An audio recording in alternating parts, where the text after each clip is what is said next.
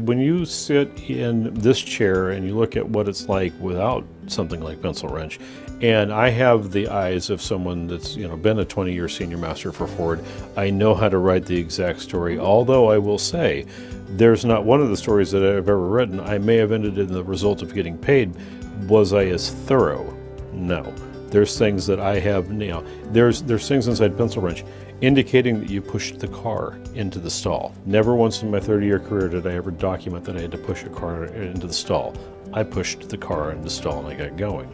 You get into a situation where you're justifying something to Ford that you've got extra time on this, and it never dawns on you that requiring you to push the vehicle into stall was not something that was designed around service labor time standards. So that is something that is actually extra time when you're doing it. It helps justify everything that we physically have to do to fix that customer's vehicle. So I think it's super important because it as a 30-year guy, even opened my eyes to a couple of things. I've never put that in a story. I think that that's kind of cute.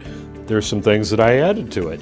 It's kind of fun when you can play with it and you can actually, like I said, I think being able to customize it a little bit to each store takes out that, it's not one canned answer. You get to kind of play with this a little bit if you want to. Otherwise, it works pretty well for the most part.